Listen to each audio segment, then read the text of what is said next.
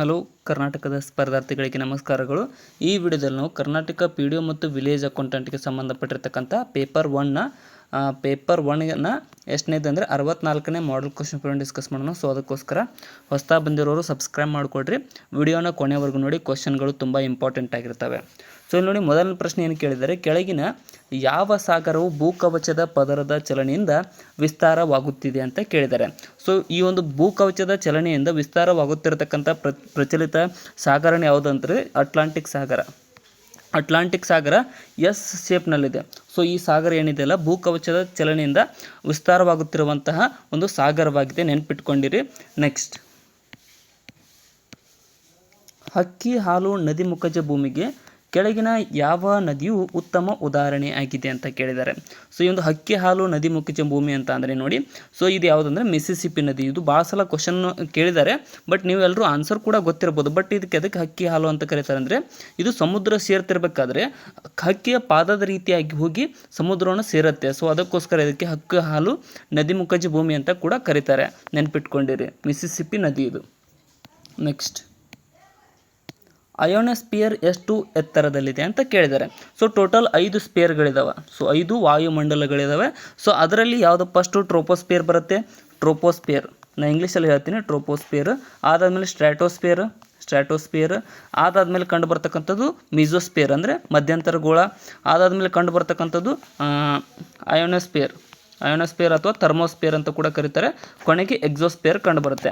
So ಈ ಒಂದು ಅಯೋನಸ್ಪಿಯರ್ ಕೇಳಿದ್ದಾರೆ. ಸೊ 4ನೇ ಗೋಳವಾದಂತಹ ಥರ್ಮೋಸ್ಪಿಯರ್ ಅಥವಾ ಅಯೋನಸ್ಪಿಯರ್ ಎಷ್ಟು ಎತ್ತರದಲ್ಲಿ ಕಂಡುಬರುತ್ತದೆ ಅಂತ ಅಂದರೆ ಆಪ್ಷನ್ ಸಿ ನೋಡಿ, 80ರಿಂದ 400 ಕಿಲೋಮೀಟರ್ ಎತ್ತರದವರೆಗೆ ಈ ಒಂದು ಅಯೋನಸ್ಪಿಯರ್ ಕಂಡುಬರುತ್ತದೆ. ಆಪ್ಷನ್ ಸಿ ಇಲ್ಲಿ ಸರಿಯಾಗಿದೆ. ನೆಕ್ಸ್ಟ್, ವಾತಾವರಣವು ಬಿಸಿಯಾಗುವುದು ಯಾವುದಕ್ಕೆ? ವಾತಾವರಣ ಬಿಸಿಯಾಗಿರಲು ಕಾರಣ ಏನು ಅಂತ ಕೇಳಿದ್ದಾರೆ. ಸೊ ವಾತಾವರಣ ಬಿಸಿಯಾಗಿರಲು ಭೂಮಿಯಿಂದ ಹೊರಡುವ ವಿಕಿರಣದಿಂದ, ಅಂದರೆ ನೋಡಿ ಏನಪ್ಪ ಅಂತಂದರೆ ಗ್ರೀನ್ ಹೌಸ್ ಎಫೆಕ್ಟ್ ಅಂತ ಕರಿತೀವಿ. ಹಸಿರುಮನೆ ಪರಿಣಾಮ ಏನಪ್ಪ ಅಂದರೆ ಗ್ಲೋಬಲ್ ವಾರ್ಮಿಂಗ್ ಅಂತ ಕರಿತೀವಿ. ಗ್ಲೋಬಲ್ ವಾರ್ಮಿಂಗ್ ಇದರಲ್ಲಿ ಏನಾಗುತ್ತೆ ಅಂದರೆ, ಸೂರ್ಯನಿಂದ ಬಂದಿರತಕ್ಕಂಥದ್ದು ಒಂದು ಈ ಟೈಪ್ ಸೂರ್ಯನ ಇದು ಶಾಖ ಬರುತ್ತೆ, ಬಂದು ಇಲ್ಲಿಂದ ರಿಫ್ಲೆಕ್ಟ್ ಆಗಿ ವಾಪಸ್ ಹೊರಗಡೆ ಹೋಗುತ್ತೆ. ಸೊ ಅದು ಹೊರಗಡೆ ಹೋಗುವುದನ್ನು ತಡಿತವೆ, ಒಂದಿಷ್ಟು ಎಲಿಮೆಂಟ್ಗಳು ಹೊರಗಡೆ ಹೋಗುವುದನ್ನು ತಡಿತವೆ. ಇಲ್ಲೇ ಉಳ್ಕೊಳುತ್ತೆ, ಆ ಶಾಖ ಇಲ್ಲೇ ಉಳ್ಕೊಂಡು ಭೂಮಿಯ ತಾಪಮಾನ ಜಾಸ್ತಿ ಆಗುತ್ತೆ. ಸೊ ಅದರಿಂದ ಮಂಜುಗಡ್ಡೆ ಕೂಡ ಕರಗ್ತವೆ, ಸಮುದ್ರ ಮಟ್ಟ ಕೂಡ ಏರುತ್ತೆ. ಅದಕ್ಕೋಸ್ಕರ ಇದನ್ನು ಮೇನ್ ಕಾರಣ ಏನು, ಗ್ರೀನ್ ಹೌಸ್ ಎಫೆಕ್ಟ್ಗೆ ಭೂಮಿಯಿಂದ ಹೊರಡುವ ವಿಕಿರಣಕ್ಕೆ ಈ ಒಂದು ಗ್ರೀನ್ ಹೌಸ್ ಎಫೆಕ್ಟ್ ಕಾರಣವಾಗುತ್ತೆ. ವಾತಾವರಣ ಬಿಸಿಯಾಗುವಿಕೆ ಕೂಡ ಕರೀತಾರೆ. ನೆಕ್ಸ್ಟ್, ಕನ್ಹಾ ರಾಷ್ಟ್ರೀಯ ಉದ್ಯಾನವನ ಇರುವುದು ಎಲ್ಲಿ ಅಂತ ಕೇಳಿದ್ದಾರೆ. ಸೊ ಈ ಒಂದು ಕನ್ಹಾ ರಾಷ್ಟ್ರೀಯ ಉದ್ಯಾನವನ ಕಂಡು ಬರ್ತಕ್ಕಂಥದ್ದು ಎಲ್ಲಿ ಅಂತ ಅಂದರೆ ಆಪ್ಷನ್ ಬಿ, ಮಧ್ಯಪ್ರದೇಶದಲ್ಲಿ. ಇದೊಂದು ಹುಲಿ ಸಂರಕ್ಷಣಾ ತಾಣವಾಗಿದೆ. ಹುಲಿ ಸಂರಕ್ಷಣಾ ತಾಣ ಮಧ್ಯಪ್ರದೇಶದಲ್ಲಿ ಕಂಡು ಬರುತ್ತೆ. ಸೊ ಇದನ್ನು ಏನು ಜಂಗಲ್ ಬುಕ್ ಅಂತ ಒಂದು ಬುಕ್ ಬರೆದಿದ್ದಾರಲ್ಲ, ಸೊ ಅದರಲ್ಲಿ ಈ ಒಂದು ಕನ್ಹಾ ರಾಷ್ಟ್ರೀಯ ಉದ್ಯಾನವನ ಹೆಸರು ತೆಗೆದುಕೊಂಡಿದ್ದಾರೆ. ಸೊ ಅದಕ್ಕೋಸ್ಕರ ಇದು ಭಾಳ ಪ್ರಾಮುಖ್ಯತೆಯನ್ನು ಹೊಂದಿದೆ. ಮತ್ತು ನಮ್ಮ ದೇಶದ ಅತ್ಯಂತ ಹಳೆಯ ಹುಲಿ ಸಂರಕ್ಷಣಾ ತಾಣ ಅಂದರೆ ಜಿಮ್ ಕಾರ್ಬೆಟ್. ಸೊ ಇದು ಕಂಡು ಬರ್ತಕ್ಕಂಥದ್ದು ಉತ್ತರಾಖಂಡ್, ಜಿಮ್ ಕಾರ್ಬೆಟ್. ಒಂದಷ್ಟು ಕೂಡ ನೆನ್ಪಿಟ್ಕೊಂಡಿರಿ. ನೆಕ್ಸ್ಟ್, ವಿಶ್ವದಲ್ಲಿ 2ನೇ ಅತ್ಯಂತ ಹೆಚ್ಚು ಜನಸಂಖ್ಯೆ ಇರತಕ್ಕಂಥ ಭೂಖಂಡ ಯಾವುದು ಅಂತ ಕೇಳಿದ್ದಾರೆ. ಸೊ 1ನೇದ್ದು ಏಷ್ಯಾ ಆಗುತ್ತೆ, ಅದೆಲ್ಲರಿಗೂ ಗೊತ್ತೇ ಇದೆ. ಸೊ ಸೆಕೆಂಡ್ ಯಾವುದಪ್ಪ ಅಂತಂದರೆ ಆಫ್ರಿಕಾ ಖಂಡ. ನೋಡಿ ಎಷ್ಟು ಅಂದರೆ 54 ದೇಶಗಳಿದಾವೆ ಇಲ್ಲಿ. 54 ದೇಶಗಳನ್ನು ಹೊಂದಿರತಕ್ಕಂಥ ಆಫ್ರಿಕಾ ಖಂಡ ವಿಶ್ವದ 2ನೇ ಅತಿ ಹೆಚ್ಚು ಜನಸಂಖ್ಯೆ ಹೊಂದಿರುವ ಖಂಡವಾಗಿದೆ. ಯುರೋಪ್ ಮತ್ತು ಆಫ್ರಿಕಾ ನಡುವರ್ಗೆ ನೀವು ಕನ್ಫ್ಯೂಸ್ ಮಾಡ್ಕೊಂಡಿರ್ತೀರಿ, ಬಟ್ ಯುರೋಪು 3rd ಬರುತ್ತೆ, ಆಫ್ರಿಕಾ 2nd. ನೆಕ್ಸ್ಟ್, ಕೆಳಗಿನವುಗಳಲ್ಲಿ ಯಾವ ಕ್ರಿಯಾ ಚಟುವಟಿಕೆ ದ್ವಿತೀಯ ರಂಗದ ಅಡಿಯಲ್ಲಿ ಬರುತ್ತದೆ ಅಂತ ಕೇಳಿದ್ದಾರೆ. ಸೊ ಸೆಕೆಂಡರಿ ಸೆಕ್ಟರ್ನಲ್ಲಿ ಕಂಡು ಬರ್ತಕ್ಕಂಥದ್ದು ಇವುಗಳಲ್ಲಿ ಕೈಗಾರಿಕೆ. ಸೊ ಕೈಗಾರಿಕೆ ಕಂಡು ಬರ್ತಕ್ಕಂಥದ್ದು ಸೆಕೆಂಡರಿ ಸೆಕ್ಟರ್ನಲ್ಲಿ ಬರುತ್ತೆ. ಪಶುಸಂಗೋಪನೆ ಪ್ರೈಮರಿ ಸೆಕ್ಟರ್. ಸರ್ಕಾರಿ ಸೇವೆಗಳು ಇವು ಟರ್ಷರಿ ಸೆಕ್ಟರ್ದಾಗ ಬರುತ್ತೆ. ಇನ್ನು ಸಾಗಾಟ ಮತ್ತು ವ್ಯಾಪಾರ ಇವು ಕೂಡ ಟರ್ಷರಿ. ಸೊ ಬಟ್ ಇಲ್ಲಿ 1ನೇದು ಮಾತ್ರ ಇಲ್ಲಿ ಸೆಕೆಂಡರಿ ಸೆಕ್ಟರ್ನಲ್ಲಿ ಬರುತ್ತೆ. ದಂಡಕಾರಣ್ಯವು ಎಲ್ಲಿದೆ ಅಂತ ಕೇಳಿದ್ದಾರೆ. ಸೊ ದಂಡಕಾರಣ್ಯ ಕಂಡು ಬರ್ತಕ್ಕಂಥದ್ದು ಎಲ್ಲಿ ಅಂತ ಅಂದರೆ ಇದು ಆಪ್ಷನ್ ಬಿ, ಬಿಸ್ತಾರ್ ಜಿಲ್ಲೆ, ಛತ್ತೀಸ್ಗಢ ರಾಜ್ಯದ ಒಂದು ಬಿಸ್ತಾರ್ ಜಿಲ್ಲೆಯಲ್ಲಿ ಈ ಒಂದು ದಂಡಕಾರಣ್ಯ ಕಂಡು ಬರುತ್ತದೆ. ನೆಕ್ಸ್ಟ್, ಸೊ ಬ್ಯಾಕ್ಗ್ರೌಂಡ್ ನಾಯ್ಸ್ ಇದೆ ಅನ್ಕೊತೀನಿ, ಅಡ್ಜಸ್ಟ್ ಮಾಡಿಕೊಡ್ರಿ. ರಿಹಾಂದ್ ಕಣಿವೆ ಪರಿಯೋಜನೆ ಇಲ್ಲಿದೆ ಅಂತ ಕೇಳಿದ್ದಾರೆ. ಸೊ ರಿಹಾಂದ್ ಅನ್ನುವಂಥದ್ದು ಒಂದು ನದಿಯಾಗಿದೆ. ಸೊ ಇದರ ಪರಿಯೋಜನೆ ಕಂಡು ಬರ್ತಕ್ಕಂಥದ್ದು ಎಲ್ಲಿ ಅಂತಂದರೆ ಉತ್ತರ ಪ್ರದೇಶದಲ್ಲಿ. ಇದಕ್ಕೆ ಗೋವಿಂದ್ ವಲ್ಲಭ ಪಂತ್ ಕೂಡ ಕರೀತಾರೆ. ಗೋವಿಂದ್ ವಲ್ಲಭ ಪಂತ್ ಕಣಿವೆ ಅಂತ ಕೂಡ ಕರೀತಾರೆ. ಆಪ್ಷನ್ ಡಿ ಇಲ್ಲಿ ಸರಿಯಾಗಿದೆ. ನೆಕ್ಸ್ಟ್, ಲಿಮೋನೈಟ್ ಎಂಬುದು ಇದರ ಒಂದು ವಿಧ ಅಥವಾ ಮಾದರಿಯಾಗಿದೆ ಅಂತ ಕೇಳಿದ್ದಾರೆ. ಸೊ ಲಿಮೋನೈಟ್ ಅನ್ನುವಂಥದ್ದು ಒಂದು ಅದಿರು. ಸೊ ಇದು ಎದರ ಅದಿರಪ್ಪ ಅಂತ ಅಂದರೆ ಇದು ಕಬ್ಬಿಣದ ಅದಿರಾಗಿದೆ. ಲಿಮೋನೈಟ್ ಕಬ್ಬಿಣದ ಅದಿರು. ಇದ್ರ 4 ಬರ್ತವೆ. ಸೊ ಅದನ್ನು ಡೀಟೇಲ್ ಡಿಸ್ಕಷನ್ ಮಾಡುವಾಗ ಮಾಡಿರ್ತೇನೆ. ಇವಾಗ ಕ್ವಶನ್ ಪೇಪರ್ ಕಂಪ್ಲೀಟ್ ಮಾಡೋದು ನಮ್ಮ ಮೇನ್ ಮೋಟೋ ಆಗಿದೆ. ಅದಕ್ಕೋಸ್ಕರ ಸುರ್ಮಾ ಕಣಿವೆ ಇಲ್ಲಿದೆ ಅಂತ ಕೇಳಿದ್ದಾರೆ. ಸೊ ಸುರ್ಮಾ ಕಣಿವೆ ಕಂಡು ಬರ್ತಕ್ಕಂಥದ್ದು ಅಸ್ಸಾಂ ರಾಜ್ಯದಲ್ಲಿ. ಸುರ್ಮಾ ಕಣಿವೆ ಅಸ್ಸಾಂದಲ್ಲಿ. ನೆಕ್ಸ್ಟ್, ಪ್ಲಾನಿಮೀಟರನ್ನು ಇದನ್ನು ಅಳೆಯಲು ಉಪಯೋಗಿಸುತ್ತಾರೆ. ಸೊ ಪ್ಲಾನಿಮೀಟರ್ನ ಯಾವುದನ್ನು ಅಳೆಯಲು ಉಪಯೋಗಿಸುತ್ತಾರೆ ಅಂತ ಅಂದರೆ ಇಲ್ಲಿ ನಕಾಶೆಯಲ್ಲಿನ ವಿಸ್ತೀರ್ಣವನ್ನು ಅಳೆಯಲು ಇವು ಸಾಧನವನ್ನು ಬಳಸುತ್ತಾರೆ. ಸೊ ಯಾವುದೇ ಒಂದು ಮ್ಯಾಪ್ ರೀಡಿಂಗ್ ಇರುತ್ತೆ. ಸೊ ಅದರಲ್ಲಿ ನಕ್ಷತ್ರಗಳ ಡಿಸ್ಟೆನ್ಸನ್ನು ಕಂಡುಹಿಡಿತಾರೆ ಇದರ ಮೂಲಕ, ಪ್ಲಾನಿಮೀಟರ್ ಮೂಲಕ. ಸೊ ಮ್ಯಾಪ್ನಲ್ಲಿರ್ತಕ್ಕಂಥ ಒಂದು ಪ್ಲೇಸ್ನಿಂದ ಇನ್ನೊಂದು ಪ್ಲೇಸ್ನ ಡಿಸ್ಟೆನ್ಸನ್ನು ಕಂಡುಹಿಡಿಯಲಾಗುತ್ತೆ. ನೆನ್ಪಿಟ್ಕೊಂಡ್ರೆ ಪ್ಲಾನಿಮೀಟರ್ ಸಂಬಂಧಿಸಿರುವುದು ನಕಾಶೆಯ ವಿಸ್ತೀರ್ಣ. ಹಾರ್ನ್ ಎಂಬುದು ಇದರ ಚಿತ್ರಣವಾಗಿದೆ ಅಂತ ಕೇಳಿದ್ದಾರೆ. ಸೊ ಟೋಪಾಲಜಿ ಅಂತ ಇಂಗ್ಲೀಷ್ ಒಳಗಡೆ ಕರಿತೀವಿ, ಟೋಪಾಲಜಿ. ಸೊ ಹಾರ್ನ್ ಅನ್ನೋದು ಕಂಡುಬರೋದು ಎಲ್ಲಪ್ಪ ಅಂತಂದರೆ ನದಿ ಬೇರೆ ಬೇರೆ ಅಂದರೆ ಹುಟ್ಟಿನಿಂದ ಸಾಯೋವರೆಗೆ, ಅಂದರೆ ಸಾಯೋದನ್ನು ಸಮುದ್ರ ಸೇರೋವರೆಗೆ ಕೆಲವೊಂದಿಷ್ಟು ಹಾದಿಗಳನ್ನು ಮಾಡ್ತೈತೆ. ಆ ಹಾದಿಗಳ ಬಗ್ಗೆ ಒಂದಷ್ಟು ಸಪ್ರೇಟ್ ಸ್ಟಡಿ ಇದೆ. ಸೊ ಅದರಲ್ಲಿ ಈ ಒಂದು ಟೋಪಾಲಜಿ ಕಂಡುಬರುತ್ತೆ. ಸೊ ಹಾರ್ನ್ ಅಂತ ಎದಕ್ಕೆ ಕರೀತಾರೆ ಅಂದರೆ ಹಿಮರಾಶಿ ಜಾರಿ ಹರಿಯುವ ನೀರ್ಗಲ್ಲ ನದಿಗೆ ಹಾರ್ನ್ ಅಂತ ಕರೆಯಲಾಗುತ್ತದೆ. ನೆಕ್ಸ್ಟ್, ಅದನ್ನು ನೀವು ಡೀಟೇಲ್ ಆಗಿ ನೋಡಿಕೊಂಡ್ರೆ ನಿಮಗೆ ಅರ್ಥ ಆಗುತ್ತೆ. ಹಾರ್ನ್, ಎಸ್ಚೋರೀಸ್ ಅಂತ ಬರ್ತವೆ, ಬೇರೆ ಬೇರೆ ಪ್ಲೇಸಸ್ ಇದು ಹೆಸರುಗಳು ಬರ್ತವೆ, ಟೋಪಾಲಜಿ ಅವುಗಳು ಅದರಲ್ಲಿ. ನೆಕ್ಸ್ಟ್, ಕೀಲ್ ಕಾಲುವೆ ಇವುಗಳನ್ನು ಜೋಡಿಸುತ್ತದೆ ಅಂತ ಕೇಳಿದ್ದಾರೆ. ಸೊ ಕೀಲ್ ಕಾಲುವೆ ಯಾವುದನ್ನು ಜೋಡಿಸುತ್ತದೆ ಅಂತ ಅಂದರೆ ಆಪ್ಷನ್ ನೋಡಿ, ಬಾಲ್ಟಿಕ್ ಸಮುದ್ರ ಮತ್ತು ಉತ್ತರ ಸಮುದ್ರವನ್ನು ಎರಡನ್ನ ಕೀಲ್ ಕಾಲುವೆ ಜೋಡಿಸುತ್ತದೆ. ನೆಕ್ಸ್ಟ್, ಕೆಳಗಿನ ಯಾವ ರಾಜ್ಯವು ಅತ್ಯಂತ ಹೆಚ್ಚು ವಿಸ್ತಾರವಾದ ಕಾಡನ್ನು ಹೊಂದಿದೆ ಅಂತ ಕೇಳಿದ್ದಾರೆ. ಸೊ ಇಲ್ಲಿ ನೋಡಿ ಕನ್ಫ್ಯೂಸಿಂಗ್ ಕ್ವಶನ್ ಇದೆ. ಯಾಕಪ್ಪ ಅಂತಂದರೆ ಆಪ್ಷನ್ ಒಳಗಡೆ ಏನಾದರೂ ಮಧ್ಯಪ್ರದೇಶ ಅಂತ ಆಪ್ಷನ್ ಕೊಟ್ಟಿದ್ರೆ ನೀವು ಕಣ್ಣು ಮುಚ್ಕೊಂಡು ಮಧ್ಯಪ್ರದೇಶ ಅಂತ ಹಾಕ್ತಿದ್ರಿ. ಬಟ್ ಇಲ್ಲಿ ಆಪ್ಷನಲ್ಲಿ ಟ್ವಿಸ್ಟ್ ಕೊಟ್ಟಿದ್ದಾರೆ. ಸೊ ಅತ್ಯಂತ ಹೆಚ್ಚು ವಿಸ್ತಾರವಾದ ಕಾಡನ್ನು ಹೊಂದಿರುವ ರಾಜ್ಯ ಅಂತ ಕೊಟ್ಟಿದ್ದಾರೆ. ಸೊ ವಿಸ್ತಾರವಾದ ಕಾಡು ಅಂತ ಬಂದಾಗ ಅರುಣಾಚಲ ಪ್ರದೇಶ ಆಗುತ್ತೆ. ಅತಿ ಹೆಚ್ಚು ಕಾಡು ಅಂತ ಬಂದಾಗ ಮಧ್ಯಪ್ರದೇಶ. ಅತಿ ಹೆಚ್ಚು ಕಾಡು ಮಧ್ಯಪ್ರದೇಶ ರಾಜ್ಯ ಆಗುತ್ತೆ. ಅತಿ ಕಡಿಮೆ ಕಾಡು ಕಂಡುಬರೋದು ಹರಿಯಾಣ ರಾಜ್ಯದಲ್ಲಿ ಅತಿ ಕಡಿಮೆ ಕಾಡು ಕಂಡುಬರುತ್ತೆ. ಸೊ ಅತಿ ವಿಸ್ತಾರವಾದ ಕಾಡು ಕಂಡುಬರೋದು ಅರುಣಾಚಲ ಪ್ರದೇಶ. ಇನ್ನು ಪರ್ಸಂಟೇಜ್, ಅತಿ ಹೆಚ್ಚು ಪರ್ಸಂಟೇಜ್ ಕಾಡನ್ನು ಹೊಂದಿರತಕ್ಕಂಥದ್ದು ಮಿಜೋರಾಂ ರಾಜ್ಯ. ಇದು ಏನಪ್ಪ ಅಂತಂದರೆ ಬಾಂಗ್ಲಾದೇಶ ಮತ್ತು ಮಯನ್ಮಾರ್ ಎರಡೂ ದೇಶಗಳಿಗೆ ಗಡಿಯನ್ನು ಹಂಚಿಕೊಳ್ಳುವ ಏಕೈಕ ರಾಜ್ಯವಾಗಿದೆ. ನೆಕ್ಸ್ಟ್, ನಾಥುಲಾ ಕಣಿವೆ ಮಾರ್ಗವಿರುವುದು ಯಾವುದಕ್ಕೆ ಅಂತ ಕೇಳಿದ್ದಾರೆ. ಸೊ ನಾಥುಲಾ ಕಣಿವೆ ಮಾರ್ಗ ಕಂಡುಬರುವುದು ಎಲ್ಲಿಪ್ಪ ಅಂತಂದರೆ ಭಾರತ ಮತ್ತು ಟಿಬೆಟ್ ವ್ಯಾಪಾರಿ ಮಾರ್ಗದಲ್ಲಿ ಈ ಒಂದು ನಾಥುಲಾ ಕಣಿವೆ ಕಂಡುಬರುತ್ತೆ. ಭಾರತ, ಸಿಕ್ಕಿಂ ಮತ್ತು ಟಿಬೆಟ್ ಪ್ರಸ್ತುತ ಚೀನಾದ ಅಡಿಯಲ್ಲಿದೆ.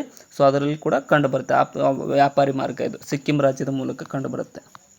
ನೆಕ್ಸ್ಟ್, ಗೋವಿಂದ್ ವಲ್ಲಭ ಪಂತ್ ಜಲಾಶಯ ಎಲ್ಲಿದೆ ಅಂತ ಕೇಳಿದ್ದಾರೆ. ಸೊ ಆಲ್ರೆಡಿ ಇದ್ರ ಬಗ್ಗೆ ನಾವು ನೋಡಿದ್ದೇವೆ, ರಿಹಾಂದ್ ಕಣಿವೆ ಅಂತ. ಇದು ಉತ್ತರ ಪ್ರದೇಶ ರಾಜ್ಯದಲ್ಲಿ ಕಂಡುಬರುತ್ತೆ. ನೆಕ್ಸ್ಟ್, ಭಾರತದ ಭೌಗೋಳಿಕ ವಿಸ್ತೀರ್ಣವು ಎಷ್ಟು ಅಂತ ಕೇಳಿದ್ದಾರೆ. ಸೊ ನಮ್ಮ ಭಾರತದ ಭೌಗೋಳಿಕ ವಿಸ್ತೀರ್ಣ ಎಷ್ಟು ಅಂತಂದರೆ 32.87 ಲಕ್ಷ ಚದರ ಕಿಲೋಮೀಟರ್ನಷ್ಟು ಇರುತ್ತದೆ. ಆಪ್ಷನ್ ಸಿ ಇಲ್ಲಿ ಸರಿಯಾಗಿದೆ. ನೆಕ್ಸ್ಟ್, ನಮ್ಮ ಸಂವಿಧಾನದ ಕರಡು ಸಮಿತಿ ಅಧ್ಯಕ್ಷರಾಗಿದ್ದವರು ಯಾರು ಅಂತ ಕೇಳಿದ್ದಾರೆ. ಸೊ ಇವರು BR ಅಂಬೇಡ್ಕರ್ ಅವರು ಕರಡು ಸಮಿತಿಯ ಅಧ್ಯಕ್ಷರಾಗಿದ್ದರು. ಸೊ ಈ ಕರಡು ಸಮಿತಿಯಲ್ಲಿ ಟೋಟಲ್ 6 ಜನ ಸದಸ್ಯರಿದ್ದರು. 6 ಜನ ಸದಸ್ಯರು ಕರಡು ಸಮಿತಿಯಲ್ಲಿ, ನೆನ್ಪಿಟ್ಕೊಂಡಿರಿ. ನೆಕ್ಸ್ಟ್, 22 ಉಪಸಮಿತಿಗಳನ್ನು ಹೊಂದಿತ್ತು. 22 ಉಪಸಮಿತಿ ಕರಡು ಸಭೆ. ನೆಕ್ಸ್ಟ್, ಪ್ರಖ್ಯಾತ ಕೋಪಕಬಾಣ್ ಬೀಚ್ ಎಲ್ಲಿದೆ ಅಂತ ಕೇಳಿದ್ದಾರೆ. ಸೊ ಈ ಪ್ರಖ್ಯಾತ ಕೋಪಕಬಾಣ್ ಬೀಚ್ ಕಂಡು ಬರ್ತಕ್ಕಂಥದ್ದು ರಿಯೋ ಡಿ ಜನೈರೋದಲ್ಲಿ. ಆಪ್ಷನ್ ಡಿ ಸರಿಯಾಗಿದೆ. ನೆಕ್ಸ್ಟ್, ಆಕಾಶದ ನೀಲಿ ಬಣ್ಣವು ಇದರಿಂದ ಆಗುವ ಒಂದು ಪ್ರಕ್ರಿಯೆಯಾಗಿದೆ ಅಂತ ಕೇಳಿದ್ದಾರೆ. ಸೊ ನೀಲಿ ಬಣ್ಣ ಯಾವುದರಿಂದ ಏನಾಗುತ್ತೆ ಅಂದರೆ ಬೆಳಕಿನ ಚದುರುವಿಕೆ. ಸೊ 7 ಬಣ್ಣಗಳಲ್ಲಿ ನೀಲಿ ಬಣ್ಣ ಅತಿ ಹೆಚ್ಚು, ಅಂದರೆ ವೇವ್ಲೆಂತ್ ಜಾಸ್ತಿ ಇದೆ ಇದು, ಅದಕ್ಕೋಸ್ಕರ ಅತಿ ದೂರವಾಗಿ ಚಲಿಸುವ ಸಾಮರ್ಥ್ಯವನ್ನು ಹೊಂದಿದೆ. ಅದಕ್ಕೋಸ್ಕರ ಎಲ್ಲೆಡೆ ನೀಲಿ ಜಾಸ್ತಿ ಕಾಣುತ್ತೆ ನಮಗೆ, ಸಮುದ್ರ ಆಗಲಿ ಆಕಾಶ ಆಗಲಿ. ನೆಕ್ಸ್ಟ್, ಭಾರತದ ಪ್ರಪ್ರಥಮ ವಿದ್ಯುತ್ ಬ್ಯಾಟ್ರಿ ಚಾಲಿತ ಕಾರು ಯಾವುದು ಅಂತ ಕೇಳಿದ್ದಾರೆ. ಸೊ ನಮ್ಮ ಭಾರತದ ಮೊದಲ ವಿದ್ಯುತ್ ಬ್ಯಾಟ್ರಿ ಚಾಲಿತ ಕಾರು ಯಾವುದಂದರೆ ರೇವಾ. ಆಪ್ಷನ್ ಸಿ ಇಲ್ಲಿ ಸರಿಯಾಗಿದೆ. ನೆಕ್ಸ್ಟ್, ಪ್ರೆಷರ್ ಕುಕ್ಕರ್ನಲ್ಲಿ ಆಹಾರ ವಸ್ತು ಬೇಗನೆ ಬೇಯಲು ಕಾರಣ ಏನು ಅಂತ ಕೇಳಿದ್ದಾರೆ. ಸೊ ಪ್ರೆಷರ್ ಕುಕ್ಕರ್ನಲ್ಲಿ ಆಹಾರ ವಸ್ತು ಬೇಗನೆ ಬೇಯುತ್ತೆ, ಇದಕ್ಕೆ ಕಾರಣ ಏನಪ್ಪ ಅಂತಂದರೆ ಆಪ್ಷನ್ ಬಿ ನೋಡಿ, ಹೆಚ್ಚಿದ ಒತ್ತಡದಿಂದ ನೀರಿನ ಕುದಿಯುವ ಬಿಂದು ಹೆಚ್ಚಾಗುತ್ತೆ, ಅದಕ್ಕೋಸ್ಕರ ಒತ್ತಡದಿಂದ ಕುದಿಯೋ ಬಿಂದು ಕೂಡ ಜಾಸ್ತಿ ಆಗುತ್ತೆ, ಅದು ಕಡಿಮೆ ಆಗುತ್ತೆ. ಪ್ರೆಷರ್ ಕುಕ್ಕರ್ನಲ್ಲಿ ಆಹಾರ ಬೇಗ ಬೇಯುತ್ತೆ. ಮನುಷ್ಯನಿಗೆ ಅಗತ್ಯವಿರುವಂತಹ ವಿಟಮಿನ್ ಡಿ ಲಭ್ಯವಿದೆ ಅಂತ ಕೇಳಿದ್ದಾರೆ. ಸೊ ಇದು ಕಂಡು ಬರ್ತಕ್ಕಂಥ ಸೂರ್ಯನ ಬೆಳಕಿನಲ್ಲಿ ಕಂಡುಬರುತ್ತೆ. ಇದರದ್ದು ಕ್ಯಾಲ್ಸಿಫೆರಾಲ್ ಅಂತ ಕೂಡ ಕರೀತಾರೆ. ಕ್ಯಾಲ್ಸಿಫೆರಾಲ್ ಇದಕ್ಕೆ ಸೈಂಟಿಫಿಕ್ ನೇಮ್. ಇದರ ಒಂದು ನ್ಯೂನತೆಯಿಂದ ರಿಕೆಟ್ಸ್ ಕಾಯಿಲೆ ಕಂಡುಬರುತ್ತೆ, ರಿಕೆಟ್ಸ್ ರೋಗ. ನೆಕ್ಸ್ಟ್, ಪರ್ವತಾರೋಹಿಗಳು ಹೆಚ್ಚಿನ ವಿಸ್ತೀರ್ಣದ ಅಸ್ವಸ್ಥತೆಯನ್ನು ಅನುಭವಿಸಲು ಕಾರಣ ಏನು ಅಂತ ಕೇಳಿದ್ದಾರೆ. ಸೊ ಪರ್ವತಾರೋಹಿಗಳು ಹೆಚ್ಚಿನ ಎತ್ತರದ ಅಸ್ವಸ್ಥತೆಯನ್ನು ಅನುಭವಿಸಲು ಕಾರಣ ಏನಪ್ಪ ಅಂತಂದರೆ ಆಪ್ಷನ್ ಬಿ ನೋಡಿ, ಆಮ್ಲಜನಕದ ಕೊರತೆಯಿಂದಾಗಿ ಪರ್ವತಾರೋಹಿಗಳು ಹೆಚ್ಚಿದ ಎತ್ತರದ ಅಸ್ವಸ್ಥತೆಯನ್ನು ಅನುಭವಿಸುತ್ತಾರೆ. ಅಂದರೆ ಎತ್ತರಕ್ಕೆ ಹೋದಂತೆ ಒತ್ತಡ ಕೂಡ ಕಡಿಮೆ ಆಗುತ್ತೆ, ಅದೇ ರೀತಿಯಾಗಿ ಆಮ್ಲಜನಕ ಕೂಡ ಕಡಿಮೆ ಇರುತ್ತೆ. ನೆಕ್ಸ್ಟ್, ವಸ್ತುವಿನ ತೇಲುವಿಕೆಗೆ ಕಾರಣ ಏನು ಅಂತ ಕೇಳಿದರು. ಸೊ ಯಾವುದೇ ಒಂದು ವಸ್ತು ನೀರಿನ ಮೇಲೆ ತೇಲುತ್ತೆ, ಇದಕ್ಕೆ ಕಾರಣ ಏನಪ್ಪ ಅಂತಂದರೆ ಉತ್ಪಾವಕತೆ, ದ್ರವದ ಮೇಲೊತ್ತಡ ಅಂತ ಕರಿತೀವಿ, ಮೇಲೆ ಸರ್ಫೇಸ್ ಟೆನ್ಷನ್ ಅಂತ ಕೂಡ ಕರಿತೀವಿ, ಡೆನ್ಸಿಟಿ, ಇವೆರಡಕ್ಕೂ ಈ ಫ್ಯಾಕ್ಟರ್ ಅಫೆಕ್ಟ್ ಆಗುತ್ತೆ. ನೆಕ್ಸ್ಟ್, ಸೂರ್ಯನ ಶಕ್ತಿ ಉತ್ಪಾದನೆಗೊಳ್ಳುವುದು ಯಾವಾಗ ಅಂತ ಕೇಳಿದ್ದಾರೆ. ಸೊ ಸೂರ್ಯನಲ್ಲಿ ಎರಡು ಎಲಿಮೆಂಟ್ ಇದಾವೆ, ಹೈಡ್ರೋಜನ್ ಮತ್ತು helium. So hydrogen plus hydrogen ಕೂಡಿ ಹೀಲಿಯಂ ಆಗುತ್ತೆ. ಇದಕ್ಕೇನಪ್ಪ ಅಂತಂದ್ರೆ ಸಮ್ಮಿಲನ ಅಂತ ಕರೀತಾರೆ. ಹೈಡ್ರೋಜನ್ ಎರಡು ಕೂಡಿ ಸಮ್ಮಿಲನವಾಗುತ್ತೆ. ಸೊ ಸಮ್ಮಿಲನ ಕಾರ್ಯವಿಧಾನದ ಮೂಲಕ ಈ ಒಂದು ಸೂರ್ಯನಲ್ಲಿ ಶಕ್ತಿ ಉತ್ಪಾದನೆಗೊಳ್ಳುತ್ತದೆ. ನೆಕ್ಸ್ಟ್, ದ್ರವ್ಯ ಮತ್ತು ಶಕ್ತಿಯ ಸಮಾನತೆಯ ತತ್ವವನ್ನು ಹುಟ್ಟು ಹಾಕಿದವರು ಯಾರು ಅಂತ ಕೇಳಿದ್ದಾರೆ. ಸೊ ಇಲ್ಲಿ ಸರಿಯಾದಂತಹ ಉತ್ತರವಾಗೋದು ಆಪ್ಷನ್ ಸಿ ನೋಡಿ, ಐನ್ಸ್ಟೀನ್ ರವರು. ದ್ರವ್ಯ ಮತ್ತು ಶಕ್ತಿಯ ಸಮಾನತೆ ಅಂದರೆ ಕನ್ಸರ್ವೇಷನ್ ಆಫ್ ಎನರ್ಜಿ ಅಂತ ಕರಿತೀವಿ. E = mc² ಅನ್ನುವಂಥ ಫಾರ್ಮುಲಾದ ಮೂಲಕ ಇವರು ಇದನ್ನು ಹುಟ್ಟು ಹಾಕಿದ್ದಾರೆ, ಆಲ್ಬರ್ಟ್ ಐನ್ಸ್ಟೀನ್ ರವರು. ನೆಕ್ಸ್ಟ್, ಆವರ್ತನೀಯ ಕೋಷ್ಟಕವನ್ನು ಸಿದ್ಧಗೊಳಿಸಿದವರು ಯಾರು ಅಂತ ಕೇಳಿದ್ದಾರೆ. ಸೊ ಆವರ್ತನೀಯ ಕೋಷ್ಟಕ ಅಥವಾ ಏನಂತ ಕರಿತೀವಿ, ಪಿರಿಯಾಡಿಕ್ ಟೇಬಲ್. ಇದನ್ನು ಅಭಿವೃದ್ಧಿಪಡಿಸಿದವರು ಯಾರಪ್ಪ ಅಂತಂದರೆ ಮೆಂಡ್ಲೀವ್. ಆಪ್ಷನ್ ಸಿ ಇಲ್ಲಿ ಸರಿಯಾಗಿದೆ. ನೆಕ್ಸ್ಟ್, ಭೂಸ್ಥಿರ ಉಪಗ್ರಹವು ಭೂಮಿಯ ಸುತ್ತ ಒಂದು ಪೂರ್ಣ ಪರಿಭ್ರಮಣೆ ತೆಗೆದುಕೊಳ್ಳುವ ಕಾಲ ಎಷ್ಟು ಅಂತ ಕೇಳಿದ್ದಾರೆ. ಸೊ ಭೂಸ್ಥಿರ ಉಪಗ್ರಹ ಒಂದು ಭೂಮಿಯ ಸುತ್ತ ಒಂದು ಪೂರ್ಣ ಪರಿಭ್ರಮಣೆಗೆ ತೆಗೆದುಕೊಳ್ಳುವ ಕಾಲ 24 ಗಂಟೆಗಳು. ನಮ್ಮ ಬಂದ್ ಮಾಡ. ಬ್ರೇಕ್ ಹಾಕಿದಾಗ ಚಲಿಸುತ್ತಿರುವ ವಾಹನ ನಿಲ್ಲುತ್ತದೆ, ಹೀಗಾಗಲು ಕಾರಣ ಏನು ಅಂತ ಕೇಳಿದ್ದಾರೆ. ಸೊ ಬ್ರೇಕ್ ಹಾಕಿದಾಗ ಚಲಿಸುತ್ತಿರುವ ವಾಹನ ಯಾಕೆ ನಿಲ್ಲುತ್ತಂದರೆ ಘರ್ಷಣೆಗೆ ಇದಕ್ಕೆ ಕಾರಣವಾಗಿದೆ. ನೆಕ್ಸ್ಟ್, ಭಾರತದ ಮೊದಲ ವಾಣಿಜ್ಯ ಅಂತರಿಕ್ಷಯಾನ ಯಾವುದು ಅಂತ ಕೇಳಿದ್ದಾರೆ. ಸೊ ಕಮರ್ಷಿಯಲ್ ಸ್ಯಾಟಲೈಟ್ ಯಾವುದು ಅಂತಂದರೆ PSLV C8 ಅನ್ನುವಂಥದ್ದು ಭಾರತದ ಮೊದಲ ವಾಣಿಜ್ಯ ಅಂತರಿಕ್ಷಯಾನವಾಗಿದೆ. ನೆಕ್ಸ್ಟ್, ಈ ಕೆಳಗಿನ ಯಾವ ಪ್ರಕರಣದಲ್ಲಿ ಭಾರತದ ಸರ್ವೋಚ್ಚ ನ್ಯಾಯಾಲಯವು ಬಾವಿ ತಳ್ಳಿ ಹಾಕುವ ಸಿದ್ಧಾಂತವನ್ನು ವಿಧಿಸಿತು ಅಂತ ಕೇಳಿದ್ದಾರೆ. ಸೊ ಇಲ್ಲಿ ಸರಿಯಾದಂತಹ ಉತ್ತರವಾಗುವುದು ಆಪ್ಷನ್ ಸಿ ನೋಡಿ, ಗೋಲಕ್ನಾಥ್ ವರ್ಸಸ್ ಪಂಜಾಬ್ ರಾಜ್ಯ ಪ್ರಕರಣ 1967ರಲ್ಲಿ ಬಂದಂಥ ಪ್ರಕರಣದಲ್ಲಿ ಈ ಒಂದು ಬಾವಿ ತಳ್ಳಿ ಹಾಕುವ ಸಿದ್ಧಾಂತವನ್ನು ವಿಧಿಸಲಾಯಿತು. ನೆಕ್ಸ್ಟ್,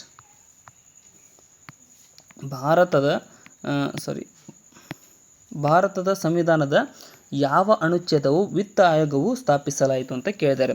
ಸೊ ಭಾರತ ಸಂವಿಧಾನದ ಎಷ್ಟನೇ ಅನುಚ್ಛೇದ, 280ನೇ ಅನುಚ್ಛೇದದಲ್ಲಿ ವಿತ್ತ ಆಯೋಗವನ್ನು ಸ್ಥಾಪಿಸಲಾಯಿತು. ನೆಕ್ಸ್ಟ್, ಎಷ್ಟನೇ ತಿದ್ದುಪಡಿ ಕಾಯ್ದೆಯು ಶಿಕ್ಷಣದ ಹಕ್ಕನ್ನು ಮೂಲಭೂತ ಹಕ್ಕನ್ನಾಗಿಸುವ 21A ವಿಧಿಯನ್ನು ಭಾರತ ಸಂವಿಧಾನದಲ್ಲಿ ಅಳವಡಿಸಿತು ಅಂತ ಕೇಳಿದ್ದಾರೆ. ಸೊ ಇದು ಯಾವುದಂದ್ರೆ 86ನೇ ತಿದ್ದುಪಡಿ, 2002ರಲ್ಲಿ ಮಾಡಿದಂತಹ ತಿದ್ದುಪಡಿ. ಸೊ ಇದರ ಮೂಲಕ 6ರಿಂದ 14 ವರ್ಷದ ಮಕ್ಕಳಿಗೆ ಉಚಿತ ಮತ್ತು ಕಡ್ಡಾಯ ಶಿಕ್ಷಣವನ್ನು ಏರಿಸಬೇಕಂತ 21ನೇ ವಿಧಿಯಲ್ಲಿ ಸೇರಿಸಲಾಗಿದೆ. ನೆಕ್ಸ್ಟ್, ಸಂವಿಧಾನದ 19(1)D ವಿಧಿಯು ಖಾತರಿಪಡಿಸಿದ ಸ್ವಾತಂತ್ರ್ಯ ಯಾವುದು ಅಂತ ಕೇಳಿದ್ದಾರೆ. ಸೊ 19(1)ರಲ್ಲಿ 5 ವಿಧಿಗಳು ಬರ್ತವೆ. ಸೊ ಅದರಲ್ಲಿ ಈ ಒಂದು ಡಿ ವಿಧಿ ಏನು ಹೇಳುತ್ತೆ ಅಂದರೆ ಭಾರತ ಸುತ್ತ ಸಂಚರಿಸುವ ಸ್ವಾತಂತ್ರ್ಯ. ಆಪ್ಷನ್ ಬಿ ಇಲ್ಲಿ ಸರಿಯಾಗಿದೆ. ಸಂಚರಿಸಲಿಕ್ಕೆ ಅಧಿಕಾರವನ್ನು ನೀಡ್ತಕ್ಕಂಥದ್ದು ಈ ಒಂದು 19(1)D. ಎಷ್ಟನೇ ತಿದ್ದುಪಡಿ ಕಾಯ್ದೆಯು ಸಂವಿಧಾನದಲ್ಲಿ ಮೂಲಭೂತ ಕರ್ತವ್ಯವನ್ನು ಹೇಳುತ್ತದೆ ಅಂತ ಕೇಳಿದ್ದಾರೆ. ಸೊ ಯಾವ ತಿದ್ದುಪಡಿ ಅಂತ ಮೂಲಭೂತ ಕರ್ತವ್ಯಗಳ ಬಗ್ಗೆ ಆಪ್ಷನ್ ಬಿ ನೋಡಿ. 1976 42ನೇ ತಿದ್ದುಪಡಿ ಕಾಯ್ದೆಯು ಮೂಲಭೂತ ಕರ್ತವ್ಯಗಳ ಬಗ್ಗೆ ಹೇಳುವಂತಹ ವಿಧಿಯಾಗಿದೆ. ಕೆಳಗಿನ ಯಾವುದು ಭಾರತದ ಸಂವಿಧಾನದಲ್ಲಿ ಮೂಲಭೂತ ಹಕ್ಕಾಗಿ ಉಳಿದಿಲ್ಲ ಅಂತ ಕೇಳಿದ್ದಾರೆ. ಸೊ ಇಲ್ಲಿ ಸರಿಯಾದಂಥ ಉತ್ತರ ಆಪ್ಷನ್ ಡಿ, ಆಸ್ತಿ ಹಕ್ಕು. ಇದನ್ನು 300A ಇರಿಸಲಾಗಿದೆ. ಮೂಲಭೂತ ಹಕ್ಕಿನಿಂದ ತೆಗೆದುಹಾಕಿ 300A ಇದನ್ನು ಸೇರಿಸಲಾಗಿದೆ. ಭಾರತದ ರಾಷ್ಟ್ರಪತಿಯವರಿಗೆ ಭಾರತದ ಸಂವಿಧಾನದ ಎಷ್ಟನೇ ಅನುಚ್ಛೇದವು ಅಟಾರ್ನಿ ಜನರಲನ್ನು ನೇಮಕ ಮಾಡುವ ಅಧಿಕಾರವನ್ನು ನೀಡಿದೆ ಅಂತ ಕೇಳಿದ್ದಾರೆ. ಸೊ ಇಲ್ಲಿ ಸರಿಯಾದಂತಹ ಉತ್ತರ ಆಪ್ಷನ್ ಬಿ ನೋಡಿ. ಏನಪ್ಪ ಅಂತಂದರೆ 76ನೇ ಅನುಚ್ಛೇದವು ಈ ಒಂದು ಭಾರತ ಸಂವಿಧಾನದಲ್ಲಿ ರಾಷ್ಟ್ರಪತಿಯವರಿಗೆ ಈ ಒಂದು ಅಟಾರ್ನಿ ಜನರಲ್ ರವರ ನೇಮಕಾತಿ ಬಗ್ಗೆ ತಿಳಿಸಲಾಗಿದೆ. ನೆಕ್ಸ್ಟ್, ಭಾರತದ ಸರ್ವೋಚ್ಚ ನ್ಯಾಯಾಲಯವು ಘೋಷಿಸಿದಂತಹ ಯಾವುದೇ ಕಾನೂನು ಇತರ ಎಲ್ಲ ನ್ಯಾಯಾಲಯಗಳಿಗೆ ಬಂಧನಕಾರಕವಾಗಿರುತ್ತದೆ ಮತ್ತು ಅನ್ವಯವಾಗುತ್ತದೆ ಎಂಬುದನ್ನು ಒಳಗೊಂಡಿರುವುದು ಯಾವ ವಿಧಿ ಅಂತ ಕೇಳಿದ್ದಾರೆ. ಸೊ ಇಲ್ಲಿ ಸರಿಯಾದಂತಹ ಉತ್ತರ ಆಪ್ಷನ್ ಬಿ ನೋಡಿ. ಸಂವಿಧಾನದ 141ನೇ ಅನುಚ್ಛೇದದ ಪ್ರಕಾರ ಭಾರತದಲ್ಲಿ ಸರ್ವೋಚ್ಚ ನ್ಯಾಯಾಲಯವು ಘೋಷಿಸಿದ ಯಾವುದೇ ಕಾನೂನು ಇತರ ಎಲ್ಲ ನ್ಯಾಯಾಲಯಗಳಿಗೆ ಬಂಧನಕರವಾಗಿರುತ್ತದೆ ಅನ್ನೋದನ್ನು ಹೇಳಲಾಗಿದೆ. ಅಂದರೆ ಸರ್ವೋಚ್ಚ ನ್ಯಾಯಾಲಯ ಹೇಳಿದ್ದೇ ಫೈನಲ್ ತೀರ್ಪಾಗಿರುತ್ತೆ, ಯಾವುದೇ ನ್ಯಾಯಾಲಯವಾಗಿರಲಿ ಭಾರತದಲ್ಲಿ. ಕಚೇರಿಗಳಲ್ಲಿ ಅಧಿಕೃತ ಭಾಷೆಯಾಗಿ ಆಂಗ್ಲ ಭಾಷೆಯನ್ನು ಬಳಸಿಕೊಳ್ಳಲು ಸಂವಿಧಾನವು ಪ್ರಾರಂಭದಲ್ಲಿ ನೀಡಿದಂತಹ ಅನುಮತಿಯನ್ನು ಬಳಿಕ ಇವರ ಮೂಲಕ 15 ವರ್ಷಗಳವರೆಗೆ ವಿಸ್ತರಿಸಲಾಯಿತು ಅಂತ ಕೇಳಿದ್ದಾರೆ. ಸೊ ಅಫಿಷಿಯಲ್ ಲ್ಯಾಂಗ್ವೇಜ್ ಅಂದರೆ ಈ ಒಂದು ಏನು ಇಂಗ್ಲೀಷ್ ಇತ್ತಲ್ಲ, ಸ್ವತಂತ್ರ ಸಿಕ್ಕ ನಂತರ ಇದನ್ನು 15 ವರ್ಷದವರೆಗೆ ಏರಿಸಲಾಯಿತು. ಯಾರ ಆದೇಶದ ಮೇಲೆ ಅಂತ ಅಂದರೆ ಇಲ್ಲಿ ಸರಿಯಾದಂತಹ ಉತ್ತರ ಆಪ್ಷನ್ ಬಿ ನೋಡಿ. ಸಂಸತ್ತು ಮಾಡಿದ ಶಾಸನ. ಇದನ್ನು ಸಂಸತ್ತಿನಲ್ಲೇ ಹೇಳಲಾಗಿತ್ತು ಏನಪ್ಪ ಅಂತಂದರೆ ಇಂಗ್ಲೀಷನ್ನು ಅಫಿಷಿಯಲ್ ಲ್ಯಾಂಗ್ವೇಜ್ ಆಗಿ ಬಳಸಬೇಕು ಇನ್ನು 15 ವರ್ಷ ಅಂತ. ನೆಕ್ಸ್ಟ್, ಪಂಚವಾರ್ಷಿಕ ಯೋಜನೆಯ ಪರಿಕಲ್ಪನೆಯನ್ನು ಭಾರತ ಯಾವ ದೇಶದಿಂದ ಎರವಲು ಪಡೆಯಿತು ಅಂತ ಕೇಳಿದ್ದಾರೆ. ಸೊ ಇಲ್ಲಿ ಸರಿಯಾದಂಥ ಉತ್ತರವಾಗುವುದು USSR, ಯುನೈಟೆಡ್ ಸೋವಿಯತ್ ರಿಸರ್ಚ್. ಇದಂತ ಕರಿತೀವಲ್ಲ USSR ಫುಲ್ ಫಾರ್ಮ್ ನನಗೂ ಕನ್ಫ್ಯೂಸ್ ಆಗ್ತಾ ಇದೆ. ಬಟ್ ಸೋವಿಯತ್ ರಷ್ಯಾ, ಪ್ರಸ್ತುತ ರಷ್ಯಾ ಅಂತ ಕರೀತಾರೆ. ಸೊ ಅದನ್ನು ಏನಪ್ಪ ಪಂಚವಾರ್ಷಿಕ ಯೋಜನೆಯನ್ನು ಅವರಿಂದ ಎರವಲು ಪಡೆದುಕೊಂಡಿದ್ದೇವೆ. 13ನೇ ಅನುಚ್ಛೇದದ ಅರ್ಥವ್ಯಾಪ್ತಿಯಲ್ಲಿ 368ನೇ ಅನುಚ್ಛೇದದನ್ವಯ ಮಾಡಿದ ತಿದ್ದುಪಡಿಯನ್ನು ಶಾಸನ ಎಂದು ಪರಿಗಣಿಸಲಾಗುವುದಿಲ್ಲ ಎಂದು ತಿಳಿಸುವ 3ನೇ ಉಪವಿಧಿಯನ್ನು 13ನೇ ಅನುಚ್ಛೇದಕ್ಕೆ ಸೇರಿಸಿದಂಥ ಸಂವಿಧಾನಿಕ ತಿದ್ದುಪಡಿ ಯಾವುದು ಅಂತ ಕೇಳಿದ್ದಾರೆ. ಸೊ ಇಲ್ಲಿ ಸರಿಯಾದಂಥ ಉತ್ತರ ಆಪ್ಷನ್ ಸಿ ನೋಡಿ. 24ನೇ ತಿದ್ದುಪಡಿಯು ಏನಪ್ಪ ಅಂತಂದರೆ 368ನೇ ಅನುಚ್ಛೇದದ ಅನ್ವಯ ಮಾಡಿದ ತಿದ್ದುಪಡಿಯನ್ನು ಶಾಸನ ಎಂದು ಪರಿಗಣಿಸಲಾಗುವುದಿಲ್ಲ ಎಂದು ತಿಳಿಸುವಂತಹ 3ನೇ ಉಪವಿಧಿಯ 13ನೇ ಅನುಚ್ಛೇದವನ್ನು ಹೇಳಿಕೊಡುತ್ತದೆ. ಸಂವಿಧಾನಕ್ಕೆ ತಿದ್ದುಪಡಿ ಮಾಡಿದೆ. ನೆಕ್ಸ್ಟ್, ಸಂವಿಧಾನದ ಎಷ್ಟನೇ ಅನುಚ್ಛೇದವು ರಾಜ್ಯಕ್ಕೆ ರಾಜ್ಯಪಾಲರ ಹುದ್ದೆಯನ್ನು ಒದಗಿಸಿದೆ ಅಂತ ಕೇಳಿದ್ದಾರೆ. ಸೊ ರಾಜ್ಯಕ್ಕೆ ರಾಜ್ಯಪಾಲರ ನೇಮಕಾತಿಯ ಬಗ್ಗೆ ಹೇಳಿಕೊಟ್ಟಿದ್ದು 153ನೇ ಅನುಚ್ಛೇದ, 153ನೇ ವಿಧಿ ಅಂತ ಕೂಡ ಹೇಳಬಹುದು. ನೆಕ್ಸ್ಟ್, ಭಾರತದ ಸಂವಿಧಾನದಲ್ಲಿ ಮೂಲಭೂತ ಹಕ್ಕುಗಳನ್ನು ನೀಡಿರುವುದು ಅಂತ ಕೇಳಿದ್ದಾರೆ. ಸೊ 12ರಿಂದ 35ನೇ ವಿಧಿಯವರೆಗೆ ಭಾರತ ಸಂವಿಧಾನದಲ್ಲಿ ಮೂಲಭೂತ ಹಕ್ಕುಗಳನ್ನು ಸೇರಿಸಲಾಗಿದೆ. ನೆಕ್ಸ್ಟ್, ತಪ್ಪು ಬಂಧನದ ಸಂದರ್ಭದಲ್ಲಿ ಈ ಕೆಳಗಿನ ಯಾವ ರಿಟ್ ಅಥವಾ ಆಜ್ಞೆಯನ್ನು ಹೊರಡಿಸಲಾಗುತ್ತದೆ ಅಂತ ಕೇಳಿದ್ದಾರೆ. ಸೊ ತಪ್ಪು ಬಂಧನದ ಅವಧಿಯಲ್ಲಿ ಬಂದಿ ಪ್ರತ್ಯಕ್ಷೀಕರಣ ಅಥವಾ ಹೇಬಿಯಸ್ ಕಾರ್ಪಸ್ ರಿಟ್ಟನ್ನು ಒದಗಿಸಲಾಗುತ್ತದೆ. ಮೂಲಭೂತ ಹಕ್ಕುಗಳನ್ನು ಜಾರಿಗೆ ತರುವ ಬಲವಂತ ಮಾಡಲು ಅಥವಾ ರಿಟ್ ಅಥವಾ ಆಜ್ಞೆಯನ್ನು ಇವರು ಹೊರಡಿಸಬಹುದು ಅಂತ ಕೇಳಿದ್ದಾರೆ. ಸೊ ಮೂಲಭೂತ ಹಕ್ಕುಗಳನ್ನು ಜಾರಿಗೆ ತರುವ ಬಲವಂತ ಮಾಡಲು ಅಥವಾ ರಿಟ್ಟನ್ನು ಯಾರು ಆಜ್ಞೆಗೆ ತರಬಹುದು ಅಂದರೆ ಸರ್ವೋಚ್ಚ ನ್ಯಾಯಾಲಯನೂ ತರಬಹುದು, ಉಚ್ಚ ನ್ಯಾಯಾಲಯನೂ ತರಬಹುದು. ಎರಡಕ್ಕೂ ಅಧಿಕಾರ ಇದೆ ರಿಟ್ಗಳಿಗೆ ಸಂಬಂಧಿಸಿದಂತೆ. ನೆಕ್ಸ್ಟ್, ಸಂವಿಧಾನದ ಎಷ್ಟನೇ ಅನುಚ್ಛೇದವು ಭಾರತದ ರಾಷ್ಟ್ರಪತಿಯವರಿಗೆ ಕೆಲವು ರಕ್ಷಣೆ ಮತ್ತು ವಿನಾಯಿತಿಗಳನ್ನು ಖಾತರಿಪಡಿಸುತ್ತದೆ ಅಂತ ಕೇಳಿದರೆ ನಮ್ಮ ಸಂವಿಧಾನದ 361ನೇ ವಿಧಿಯಲ್ಲಿ ಈ ಒಂದು ಭಾರತದ ರಾಷ್ಟ್ರಪತಿಯವರಿಗೆ ಕೆಲವು ರಕ್ಷಣೆ ಮತ್ತು ವಿನಾಯಿತಿಗಳನ್ನು ಖಾತರಿಪಡಿಸುವಂತಹ ವಿಧಿಯಾಗಿದೆ. ನೆಕ್ಸ್ಟ್, ಕೆಳಗಿನ ಯಾವ ವಿಧದ ಮೂಲಭೂತ ಹಕ್ಕು ಅಸ್ಪೃಶ್ಯತೆ ನಿವಾರಣೆಯನ್ನು ಒಳಗೊಂಡಿದೆ ಅಂತ ಕೇಳಿದ್ದಾರೆ. ಸೊ 17ನೇ ವಿಧಿ ಎಲ್ರಿಗೂ ಗೊತ್ತೇ ಇದೆ. ಸೊ ಅಸ್ಪೃಶ್ಯತೆ ಒಂದು ಸಮಾನತೆ ಹಕ್ಕಾಗಿದೆ. 14ರಿಂದ 19ರ ವಿಧಿಯವರೆಗೆ ಭಾರತದ ರಾಷ್ಟ್ರಪತಿಯವರು ಆರಿಸಲ್ಪಡುವುದು ಯಾರಿಂದ ಅಂತ ಕೇಳಿದ್ದಾರೆ. ಸೊ ನಮ್ಮ ಭಾರತದ ರಾಷ್ಟ್ರಪತಿಯವರು ಆರಿಸಲ್ಪಡುವುದು ಯಾರಪ್ಪ ಅಂತಂದರೆ ಇಲ್ಲಿ ನೋಡಿ, ಕೇಂದ್ರ ಸಂಸತ್ತಿನ 2 ಸದನದ ಚುನಾಯಿತ ಸದಸ್ಯರು ಮತ್ತು ರಾಜ್ಯ ವಿಧಾನಸಭೆಗಳ ಚುನಾಯಿತ ಸದಸ್ಯರಿಂದ ರಾಷ್ಟ್ರಪತಿಯವರು ನೇಮಕಗೊಳ್ಳುತ್ತಾರೆ. ಆಪ್ಷನ್ ಡಿ ಇಲ್ಲಿ ಸರಿಯಾಗಿದೆ. ನೆಕ್ಸ್ಟ್, ಭಾರತದ ಉಪರಾಷ್ಟ್ರಪತಿಯಾಗಲು ಈ ಕೆಳಗಿನ ಯಾವ ಅರ್ಹತೆ ಅವಶ್ಯಕವಲ್ಲ ಅಂತ ಕೇಳಿದ್ದಾರೆ. ಸೊ ಭಾರತದ ಉಪರಾಷ್ಟ್ರಪತಿಯಾಗಲು ಇಲ್ಲಿ ಸರಿಯಾದಂತಹ ಉತ್ತರ ಆಪ್ಷನ್ ಎ ನೋಡಿ, ಪ್ರಸ್ತುತ ರಾಜ್ಯಸಭೆ ಸದಸ್ಯನಾಗಿರಬೇಕು ಅನ್ನೋದು ಇಲ್ಲ. ಭಾರತದ ಪ್ರಜೆ ಆಗಿರಬೇಕು, ಸರಿಯಾಗಿದೆ. 35 ವರ್ಷ ಪ್ರಾಯ ಆಗಿರಬೇಕು, ಇದು ಕೂಡ ಸರಿಯಾಗಿದೆ. ರಾಜ್ಯಸಭೆ ಸದಸ್ಯನಾಗಲು ಬೇಕಾದ ಅರ್ಹತೆಯನ್ನು ಹೊಂದಿರಬೇಕು, ಇದು ಕೂಡ ಸರಿ. ಬಟ್ ಒಂದನೇದು ತಪ್ಪಾಗುತ್ತೆ. ಅವರು ಸದನದ ಸದಸ್ಯರಾಗಿರಲೇಬೇಕಂತೇನೋ ರೂಲ್ಸ್ ಇಲ್ಲ. ಈ ಕೆಳಗಿನವುಗಳಲ್ಲಿ ಯಾವುದು ಸರಿ ಅಲ್ಲ ಅಂತ ಕೇಳಿದ್ದಾರೆ. ಸೊ ಇಲ್ಲಿ ಮೊದಲ ಹೇಳಿಕೆ ಏನು ಹೇಳುತ್ತೆ, ಮಂತ್ರಿಮಂಡಲದ ಸಲಹೆ ಮೇರೆಗೆ ರಾಷ್ಟ್ರಪತಿಯವರು ರಾಜ್ಯಪಾಲರನ್ನು ವಜಾಗೊಳಿಸಬಹುದು ಅನ್ನೋದು ಸರಿಯಾಗಿದೆ. ಯಾಕಪ್ಪ ಅಂತಂದರೆ ಮಂತ್ರಿಮಂಡಲ ಹೇಳ್ತಂದರೆ ಇವರು ರಾಜ್ಯಪಾಲರು ಈ ತಪ್ಪನ್ನು ಮಾಡಿದ್ದಾರೆ ಅಂತ ಮಂತ್ರಿಮಂಡಲ ಪ್ರೂವ್ ಮಾಡಿದರೆ ಅವರ ಸಲಹೆ ಮೇರೆಗೆ ಅವರು ರಾಷ್ಟ್ರಪತಿಯವರು ರಾಜ್ಯಪಾಲರನ್ನು ಡಿಸ್ಚಾರ್ಜ್ ಮಾಡ್ಬೋದು, ಅಥವಾ ಡಿಸ್ಚಾರ್ಜ್ ಅಲ್ಲ, ವಜಾ ಮಾಡಬಹುದಾಗಿದೆ. ಇನ್ನು ಮಂತ್ರಿಮಂಡಲದ ಸಲಹೆ ಮೇರೆಗೆ ರಾಷ್ಟ್ರಪತಿಯವರು ಸುಗ್ರೀವಾಜ್ಞೆಯನ್ನು ಕೂಡ ಹೊರಡಿಸಬಹುದು, ಇದು ಕೂಡ ಸರಿ. ಅಂದರೆ ಸುಗ್ರೀವಾಜ್ಞೆಯನ್ನು ಹೊರಡಿಸೋದಕ್ಕೆ ಮಂತ್ರಿಮಂಡಲದ ಸಲಹೆಯನ್ನು ನೀಡಬೇಕಾಗುತ್ತದೆ. ಇನ್ನು ಯಾವುದೇ ರಾಜ್ಯದಲ್ಲಿ ಸಂವಿಧಾನಿಕ ಕುಸಿತ ಉಂಟಾದಾಗ ಮಂತ್ರಿಮಂಡಲದ ಸಲಹೆ ಮೇರೆಗೆ ರಾಷ್ಟ್ರಪತಿಯವರು ಆ ರಾಜ್ಯದ ಆಡಳಿತವನ್ನು ತಮ್ಮ ವಶಕ್ಕೆ ತೆಗೆದುಕೊಳ್ಳಬಹುದು, ಇದು ಕೂಡ ಸರಿಯಾಗಿದೆ. ಯಾಕಪ್ಪ ಅಂತಂದರೆ ಯಾವುದೇ ಒಂದು ರಾಜ್ಯದಲ್ಲಿ ಏನಾದರೂ ತುರ್ತು ಪರಿಸ್ಥಿತಿ ಅಳವಡಿಸಬೇಕಂತ ಮಂತ್ರಿಮಂಡಲ ಹೇಳ್ತಂದರೆ ಅವರ ಸಲಹೆ ಮೇರೆಗೆ ರಾಷ್ಟ್ರಪತಿಯವರು ಅದನ್ನು ಅಳವಡಿಸುತ್ತಾರೆ. ರಾಷ್ಟ್ರಪತಿ ಆಡಳಿತವನ್ನು ಹೇರಿಕೆ ಮಾಡ್ತಾರೆ.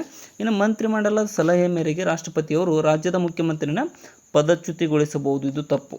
ಯಾಕಪ್ಪ ಅಂತಂದರೆ ಮಂತ್ರಿಮಂಡಲ ಹೇಳ್ತು ಅಂತ ಪದಚ್ಯುತಿಗೊಳಿಸಕ್ಕೆ ಬರೋಂಗಿಲ್ಲ.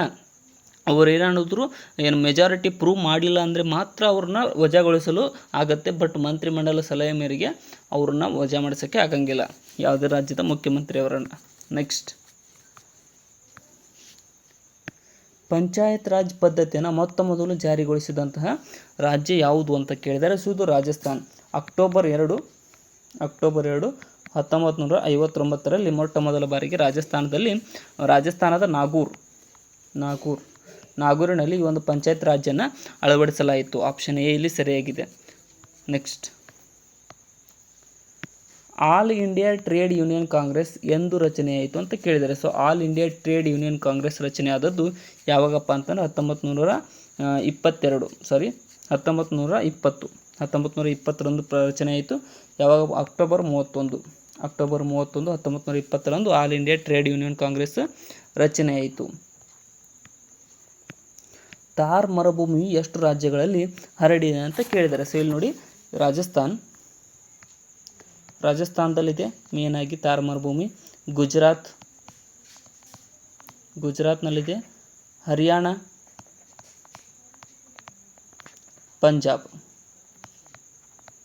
ಇವು 4 ರಾಜ್ಯಗಳಲ್ಲಿ ಥಾರ್ ಮರುಭೂಮಿ ಕಂಡುಬರುತ್ತೆ. ಆಪ್ಷನ್ ಡಿ ಇಲ್ಲಿ ಸರಿಯಾಗಿದೆ. ನೆಕ್ಸ್ಟ್,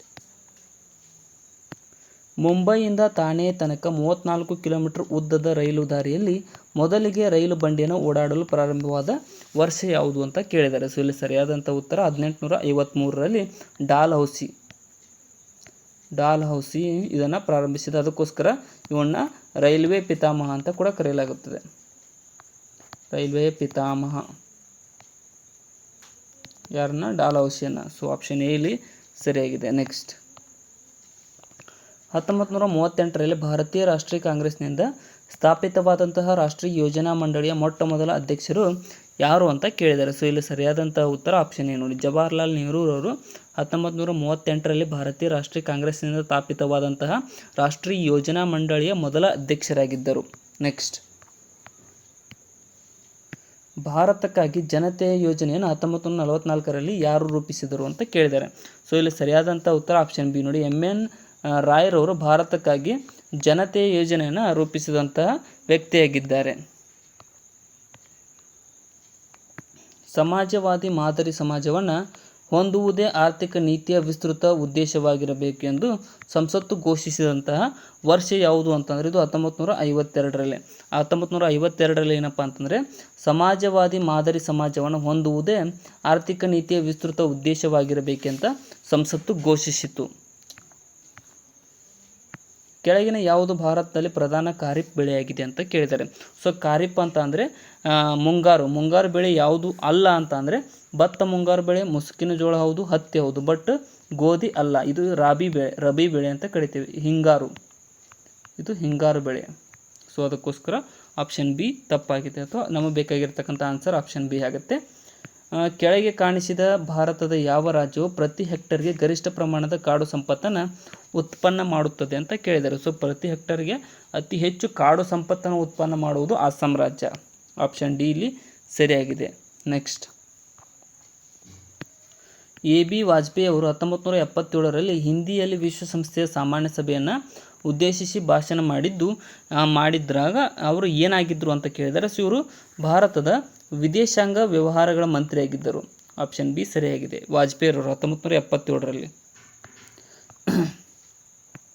ಕೆಳಗಿನ ಯಾವ ಯತಿಯ ಜನ್ಮಸ್ಥಳ ಕರ್ನಾಟಕದ ಉಡುಪಿಯಾಗಿದೆ ಅಂತ ಕೇಳಿದ್ದಾರೆ. ಸೊ ಇಲ್ಲಿ ಸರಿಯಾದಂಥ ಉತ್ತರ ಆಪ್ಷನ್ ಸಿ ನೋಡಿ, ಮಧ್ವಾಚಾರ್ಯರು ಇವ್ರದ್ದು ಉಡುಪಿಯಾಗಿದೆ. ಮತ್ತು ಇವರು ಏನಪ್ಪ ಅಂದ್ರೆ ಯಾವ ಸಿದ್ಧಾಂತ? ದ್ವೈತ ಸಿದ್ಧಾಂತದ ಪ್ರತಿಪಾದಕರು ಮಧ್ವಾಚಾರ್ಯರು. ನೆಕ್ಸ್ಟ್, ಮೈಸೂರು ಎಂಬ ಹೆಸರು ಮಹಿಷಾಸುರ ನಗರ ಎಂಬ ಮೂಲ ಶಬ್ದದಿಂದ ಉತ್ಪನ್ನಗೊಂಡಿದೆ. ಈ ಮಹಿಷಾಸುರ ಎಂಬ ರಾಕ್ಷಸನನ್ನು ಧ್ವಂಸ ಮಾಡಿದ್ದು ದೇವಿ ಚಾಮುಂಡಿ. ನೆಕ್ಸ್ಟ್,